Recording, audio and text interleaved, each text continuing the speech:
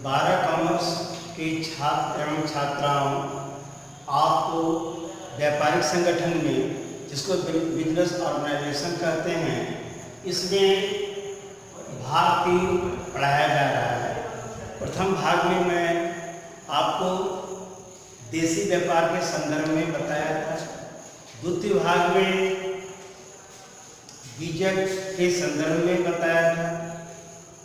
तृतीय भाग में आपको विदेशी व्यापार यानी फॉरेन ट्रेड के संदर्भ में चर्चा करेंगे। पहले जमाने में लोगों की आवश्यकताएं कम थी।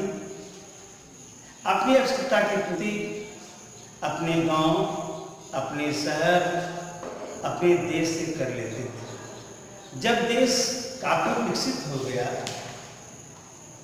उद्योग धंधे काफी विकसित हो गए, लोगों की आवश्यकताएं बढ़ गई, इन सारी बातों को देखते हुए विदेशी व्यापार की भी आवश्यकता महसूस की गई और विदेशी व्यापार भी होने लगा। प्रश्न उठता है कि विदेशी व्यापार यानी फॉरेन ट्रेड क्या है? तो फॉरेन ट्रेड का मतलब होता है विदेशी व्यापार का विदेशों से वह व्यापार जो दूसरे देशों से किया जाए या किया जाता है, ऐसे व्यापार को विदेशी व्यापार कहते हैं। विदेशी व्यापार, हम विदेशों से माल मंगाते भी हैं और विदेश में माल भेजते भी हैं। ऐसा नहीं कि सिर्फ माल भेजना ही विदेशी व्यापार है। विदेशों से माल मंगाना, विदेशों से माल भेजना, विदेशों में माल भेजना अर्थात दूसरे देशों में। ये जैसे हमारा क्या है, भारत देश है और भारत से बाहर मतलब अमेरिका, इंग्लैंड, पाकिस्तान, श्रीलंका, इस तरह से अन्य देशों में माल को भेजना या अन्य देशों से माल को मंगाना विदेशी व्यापार कहलाता है। तो यहाँ पर अब प्रश्न उठता है, इसको इंटरनेशनल मार्केट भी कहते हैं, इंटरनेशनल ट्रेड भी कहते हैं, इसको अंतर्राष्ट्रीय बाजार भी कहते हैं। साथ ही साथ आपको ये जानना है कि विदेशी व्यापार कितने प्रकार के होते हैं। हम बताए थे ना, यदि माल हम आयात करते हैं, मंगाते हैं, वह भी विदेशी व्यापार है। यदि माल हम निर्यात यानी बाहर भेजते हैं, वह भी विदेशी व्यापार है। यानी विदेशी व्यापार कई प्रकार के होते हैं। तो यहाँ पर हम आपको बताना चाहते हैं मुख्यतः विदेशी व्यापार 3 प्रकार के होते हैं। काइंड्स ऑफ फॉरेन ट्रेड जो होते हैं, kinds of foreign trade, foreign trade जो होते हैं 3 प्रकार के होते हैं, जिसमें नंबर 1 है आयात व्यापार, जिसको हम इंपोर्ट ट्रेड कहते हैं। दूसरा होता है निर्यात व्यापार, निर्यात जिसको हम एक्सपोर्ट ट्रेड कहते हैं। एक तीसरे प्रकार का व्यापार होता है, उसे हम पुनर्निर्यात व्यापार यानी इंपोर्ट ट्रेड कहते हैं। तो हम क्रम से चर्चा करेंगे कि आयात व्यापार क्या है, निर्यात व्यापार क्या है, पुनर्निर्यात व्यापार क्या है। तो हम प्रथम देखते हैं आयात व्यापार। आयात जैसा नाम से ही प्रतीत होता है, आयात मंगाना। आयात व्यापार का मतलब मंगाना। आयात माने दूसरे देशों से यदि हम कोई माल, सामग्री, मशीन, औजार, टेक्नोलॉजी, कुछ भी अगर हम दूसरे देशों से मंगाते हैं, उसे हम आयात कहते हैं। फॉर एग्जाम्पल, जैसे विदेशी टेक्नोलॉजी, विदेशी यंत्र, विदेशी औजार, विदेशी कोई भी युद्ध के सामान जो विकसित देशों में अच्छे क्वालिटी का मिलता है, वैसे सामान को जब अपने देशों में मंगाते हैं, उसे हम आयात करते हैं। उदाहरण के लिए बताया जाए तो मशीन मंगाते हैं, अच्छे टेक्नोलॉजी मंगाते हैं, उसे हम आयात करते हैं। प्रश्न नंबर 2, निर्यात।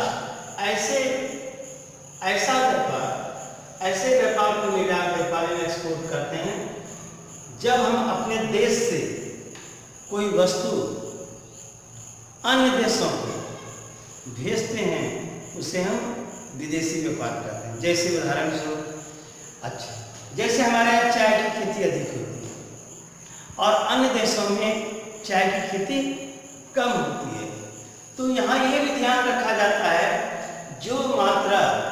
जो वस्तु का उत्पादन या तैयार किया गया उत्पादित माल, कृषि संबंधी, खनिज संबंधी कोई भी मात्रा जिस देश में प्रचुर मात्रा में पाया जाता है वह अन्य देशों को भेजता है। जैसे भारत में चाय के संदर्भ में बता रहे थे, यहाँ की चाय का उत्पादन हमारे भारत में अधिक होता है और अमेरिका जैसे देशों में इसका उत्पादन कम होता है। वैसी स्थिति में हम चाय का निर्यात अन्य देशों में करते हैं। निर्यात करने से फायदे भी हैं।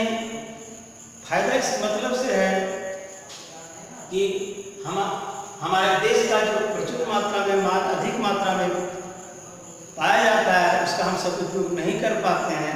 यदि हम उसको विदेश भेज देते हैं, अन्य देशों में भेज देते हैं, उससे हमें क्या प्राप्त होता है? विदेशी मुद्रा। और जिस देश से हमें कोई विदेशी मुद्रा प्राप्त होता है, किसी देश को विदेशी मुद्रा प्राप्त होता है, यानी जिस देश के पास जितना विदेशी मुद्रा रहता है वह देश उतना ही समृद्ध कहलाता है। अब तीसरा हम बता रहे हैं पुनर्निर्यात। ऐसा व्यापार को हम पुनर्निर्यात व्यापार करते हैं जब दूसरे देशों से प्रचुर मात्रा मतलब अधिक मात्रा में माल हम खरीद लेते हैं, यानी दूसरे देशों से माल प्राप्त कर लेते हैं और उसे बिना रूप परिवर्तित किए, बिना किसी उसके साथ मतलब उसका रूप परिवर्तित किए और उसको हम पुनः दूसरे देश को भेज देते हैं। मतलब विदेश से माल मंगाए और वहाँ बंदरगाह पर रखते हैं और पुनः अन्य देशों को, छोटे छोटे देशों को छोटे छोटे मात्राओं में हम पुनर्निर्यात कर देते हैं, पुनः भेज देते हैं। ऐसे निर्यात को पुनर्निर्यात करते हैं। अर्थात समझ गए होंगे कि जब विदेशों से माल मंगाते हैं लेकिन अपने देश में उपयोग नहीं करते हैं, उसको हम क्या करते हैं? पुनः छोटे छोटे देशों में भेज देते हैं। वैसे व्यापार को पुनर्निर्यात व्यापार करते हैं। समझ रहे हैं? उसको इंटरपोर्ट ट्रेड भी करते हैं। तो यहाँ पर आपको बताए विदेशी व्यापार 3 प्रकार के होते हैं: आयात व्यापार, निर्यात व्यापार और पुनर्निर्यात व्यापार। इसके बाद ये जानना है कि विदेशी व्यापार से क्या लाभ है। हम व्यापार जो कर रहे हैं विदेशों में, इससे हमको क्या फायदे हैं, क्यों करें, इसमें क्या फायदे हैं, क्यों करें, व्यापारी को क्या लाभ है, देश का क्या हित है। इन दोनों बातों को ध्यान में रखकर कोई भी विदेशी व्यापार करते हैं। ये अपना ही लाभ नहीं देखते हैं, इस साथ साथ क्या देखते हैं, देश को क्या लाभ होगा, व्यक्तिगत क्या लाभ होगा। इन सारी बातों को देख करके हम विदेशी व्यापार करते हैं। हम देख रहे हैं कि विदेशी व्यापार से क्या लाभ है, यानी एडवांटेज ऑफ फॉरेन ट्रेड। क्या एडवांटेज है, तो हम ध्यान रखेंगे। सर्वप्रथम एडवांटेज है प्राकृतिक साधनों का उपयोग। हमारे देश में या विदेश में जो भी प्राकृतिक साधन प्रचुर मात्रा में पाया जाता है, वैसे साधनों का उपयोग होता है। फॉर एग्जाम्पल के लिए देखिए, हमारे यहाँ अदरक, हमारे यहाँ चाय या कोई भी खनिज पदार्थ जैसे लोहा, कच्चे लौह अयस्क, ये सब चीज़ें जो हमारे प्राकृतिक साधन जो है हमारे भारत में अधिक मात्रा में पाए जाते हैं। वैसी स्थिति में यदि उन साधनों को हम अन्य देशों को भेज देते हैं, इसका परिणाम क्या होगा? जब अन्य देश को भेजेंगे, इसका परिणाम होगा उन सर्वप्रथम पर जो हमारा लाभ होगा, उन साधनों का सदुपयोग होगा। जो साधन हमारे पास अधिक है, जिसका उपयोग हम नहीं कर सकते हैं, यदि उन साधनों को अन्य देशों को भेज देते हैं तो वह देश भी, उस देश को भी लाभ होगा और हमारे देश को भी लाभ होगा। जैसे हमारे यहाँ चाय की खेती होती है, चाय को यदि हम विदेश भेज देते हैं, जैसे अमेरिका भेज देते हैं, ब्रिटेन भेज देते हैं, या ऐसे क्षेत्र को भेजते हैं, ऐसे देशों को भेजते हैं जहाँ कम मात्रा में पाया जाता है, तो क्या हुआ? तो हम चाय की खेती भी अधिक करते हैं, लोगों को रोजगार मिलता है और हमारे द्वारा उत्पादित साधनों का उपयोग भी होता है। और इतना ही नहीं, उपयोग तो होता ही है, साथ ही साथ विदेशी मुद्रा हमारे पास प्राप्त है। हम बताए थे जिस देश के पास जितना विदेशी मुद्रा का भंडार होता है, वह देश उतना ही समृद्ध कहलाता है। नंबर 2, उद्योगों को प्रोत्साहन। विदेशी व्यापार से दूसरा फायदा होता है, उद्योग को प्रोत्साहन मिलता है। या प्रोत्साहन का मतलब उसके उद्योगों में वृद्धि होती है, उद्योग धंधे आदर्श ऑप्टिमम पॉइंट पर चलते हैं। जैसे एक मशीन का उत्पादन करने की क्षमता 100 यूनिट्स है और यदि हम उसका प्रोडक्शन हम 50 यूनिट तक ही करते हैं, इसका क्या परिणाम होगा? हमारा कॉस्ट ऑफ प्रोडक्शन क्या होगा? बढ़ जाएगा। यदि हम उस मशीन से जिसकी कैपेसिटी प्रोडक्शन करने की 100 यूनिट्स है, यदि हम विदेश माल भेजेंगे, मतलब हमारे देश में कम खपत है, मान लिया जाए उस माल को उत्पादन हम 100 यूनिट्स कर लेते हैं, इसका क्या फायदा होगा? उससे फायदा यह होगा, लाभ यह होगा कि हमारे जो उद्योग धंधे में जो मशीन लगे हुए हैं, उसका पूर्ण सदुपयोग होगा, नंबर 1। साथ ही साथ उसमें जो प्रोडक्शन अधिक होगा, उसका कॉस्ट भी कम पड़ेगा। मान लिया जाए कि मशीन 1 लाख का है और अगर हम प्रोडक्शन हम 50 यूनिट्स करते हैं, तो 1 लाख का जो कीमत है वह 50 यूनिट्स पर नहीं पड़ेगा। लेकिन यदि ये उत्पादन हम 100 यूनिट्स करेंगे, उसका कॉस्ट जो है कम पड़ेगा। तो इस तरह से कॉस्ट भी कम होगा, लोगों को रोजगार मिलेगा और उद्योग धंधे फैलेंगे फैलेंगे। और नेक्स्ट पॉइंट, विदेशी मुद्रा का उपार्जन। हम इसका चर्चा जो है यहाँ भी कर दिए थे, ऊपर भी किए पॉइंट में, दूसरे पॉइंट में भी किए हैं, तीसरे पॉइंट में भी हम बता रहे हैं विदेशी मुद्रा का उपार्जन।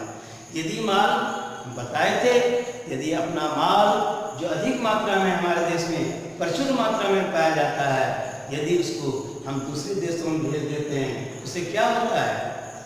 वहाँ से हमें विदेशी मुद्रा प्राप्त होता है। इसकी चर्चा हम कई बार कर चुके हैं। विदेशी मुद्रा का उपार्जन होता है, इसका परिणाम हमारे पास विदेशी मुद्रा अधिक होने से हम बताए भी थे कि हमारा देश उतना और भी समृद्ध हो जाएगा।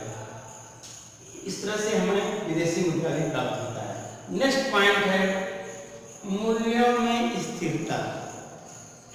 अब प्रश्न उठता है, मूल्यों में स्थिरता कैसे होती है? इसमें ध्यान देने योग्य बातें हैं कि मूल्य में स्थिरता कैसे होती है। सपोज दैट किसी क्षेत्र में अकाल हो गया, किसी क्षेत्र में या क्षेत्र नहीं, किसी देश में ही मान लीजिए बाढ़ आ गया, इसका परिणाम क्या होता है? वस्तु की कमी हो जाती है। वस्तु की कमी से क्या होगा? जो मांग अधिक होगा, मांग अधिक है, पूर्ति कम है, इसका इसका परिणाम क्या होगा? मूल्यों में वृद्धि होगी।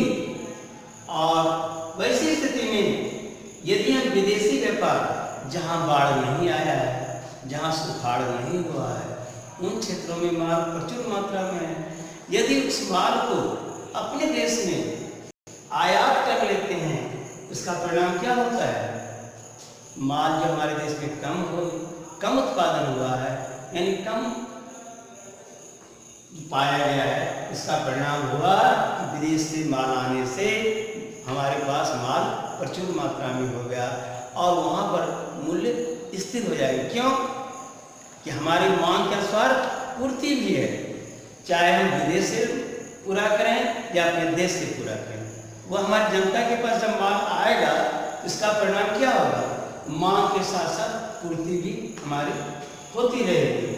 इससे मूल्य स्थिर बना रहेगा, स्टेबल, उसमें बढ़ने घटने का स्वभाव। इस तरह से विदेशी व्यापार से लाभ है। नेक्स्ट पॉइंट है जो बहुत बड़ा इंपॉर्टेंट है, खासकर भारत जैसे देशों में। नेक्स्ट पॉइंट है रोजगार के अवसर।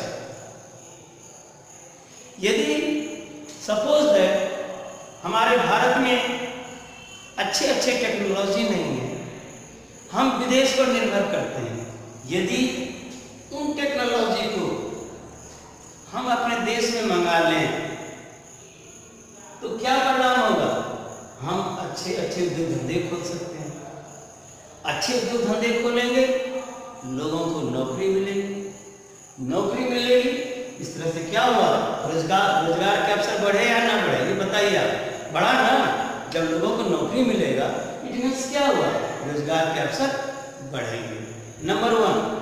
दूसरी बात, यदि तो हम आयात के बारे में बात करें, टेक्नोलॉजी, यदि निर्यात भी करते हैं, एक्सपोर्ट भी करते हैं, वैसी स्थिति में जैसे हम चाय की खेती के बारे में बताएं, तो हमारे देश में जितनी चाय की खपत है उसे हम ज़्यादा प्रोडक्शन कर लेते हैं और विदेश को भेजते हैं। इसका परिणाम क्या हुआ? अधिक खेती करेंगे, अधिक उसमें मजदूर काम करेंगे, लोगों को रोजगार मिलेगा। यानी अच्छे टेक्नोलॉजी मंगाने से उद्योग धंधे जब हमारे देश में विकसित होगा, तभी रोजगार बढ़ेगा। यदि हम अपने देश से एक्सपोर्ट करते हैं और उसका परिणाम होता है कि हमारे देश में उद्योग धंधे खुलेंगे, खेती अधिक होगी, लोगों को रोजगार मिलेगा। इस तरह से हम कह सकते हैं कि रोजगार के अवसर वृद्धि होती है, रोजगार के अवसर में वृद्धि होती है। और नेक्स्ट पॉइंट है जीवन स्तर में सुधार। ये प्रश्न उठता है कि विदेशी व्यापार में जीवन स्तर का कैसे सुधार होगा? भाई, होता है। यदि आपको रोजगार मिलेगा, आपकी आय बढ़ेगी, आप अपने आवश्यकता की हर वस्तु को खरीद सकते हैं।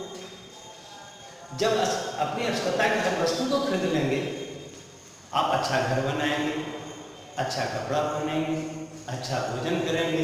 इसका परिणाम क्या होगा? आपके जीवन स्तर में सुधार होगा। इस तरह से हम बता रहे थे कि विदेशी व्यापार से कई लाभ हैं। जैसे आपको क्या बताया? नंबर 1, प्राकृतिक साधनों का उपयोग होगा, उद्योग को प्रोत्साहन मिलेगा, विदेशी मुद्रा में विदेश से प्राप्त होगा, हमारा देश समृद्ध होगा, मूल्यों में स्थिरता होगी। जब हमारे देश में माल कम होगा, उसके हम पूर्ति विदेश से पूरा कर लेते हैं, रोजगार के अवसर होंगे। यदि हम माल एक्सपोर्ट करेंगे तो उससे क्या होगा? हमारे देश में रोजगार बढ़ेगा।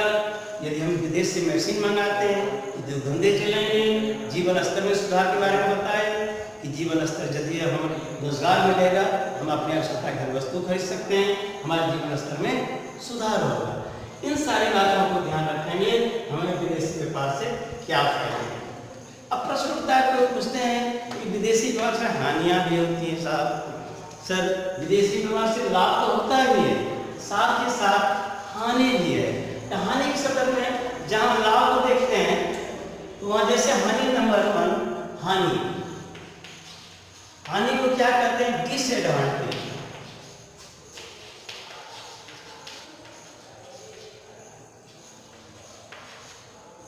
डिसएडवांटेज क्या है?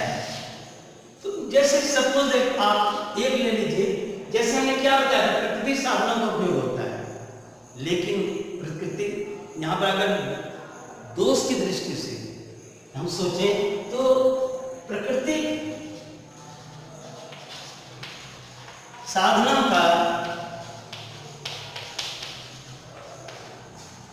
का दोहन होता है। क्या होता है? दोहन। इसमें होता क्या है, हमारी आवश्यकता के अनुसार हम खनिज पदार्थ निकालते हैं, हम आवश्यकता के अनुसार खेती करते हैं। यदि हमको विदेशी व्यापार हम करते हैं तो क्या होता है, हमारे पास प्राकृतिक जितने भी साधन हैं वो सीमित है। ऐसा नहीं हम अधिक से अधिक बेचेंगे तो अधिक प्राकृतिक साधन मिलेंगे, ऐसी बात नहीं है। जैसे हमारा खनिज है, हमारे देश में यदि हमारी आवश्यकता के अनुसार हम खनिज निकालते हैं तो धीरे धीरे हमारे देश में प्रचुर मात्रा में खनिज पाया जाएगा। लेकिन होता क्या है, इस व्यवसायिक जगत में जब हम विदेश माल भेजते हैं तो हमारा क्या होगा, अधिक हम दोहन करेंगे, अधिक हम खनिज निकालेंगे और परिणाम क्या होगा, हमारे देश में खनिज पदार्थ की कमी हो जाएगी। और इसी को हम उसको दोहन करते हैं। दोहन मीन्स कमी होना।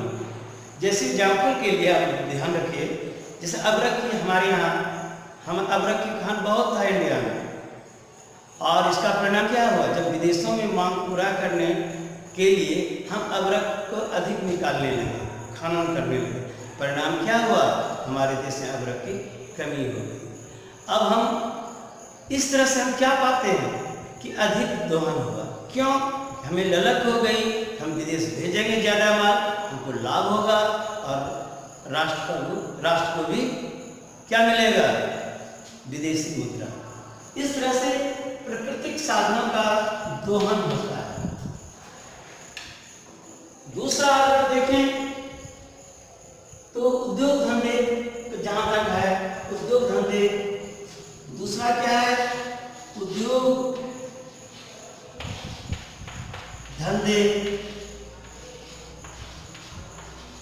धंधे पर प्रभाव।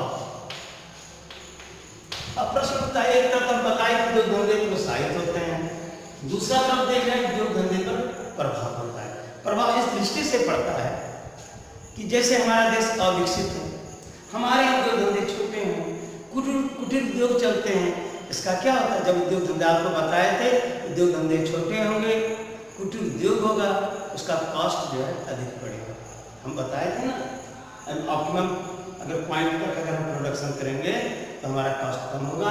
अगर हमारा छोटा देश है, अविकसित देश है और विकासशील देश है, वैसी जगहों में उद्योग धंधे कम चलते हैं, जिसका परिणाम होता है कॉस्ट ऑफ प्रोडक्शन अधिक होता है।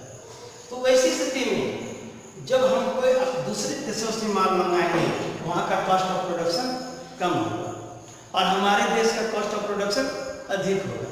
क्या परिणाम होगा, हम विदेशी सामान का अधिक उपयोग करेंगे और देसी सामान का उपयोग कम हो जाएगा। क्यों? कि कॉस्ट ऑफ प्रोडक्शन हमारे देश के उत्पादित माल का अधिक है। तो परिणाम क्या होगा, हमारे देश के उद्योग धंधे चौपट हो जाएंगे और हम अन्य देशों पर और आश्रित हो जाएंगे और हमारा देश कमजोर हो जाएगा। इस तरह से ये हानियां हैं। नंबर 3 जैसे हानि आपको बता रहे हैं। 3 हानि क्या है, राशि पातन। आप समझिएगा राशि पातन एक नया शब्द क्या है। राशि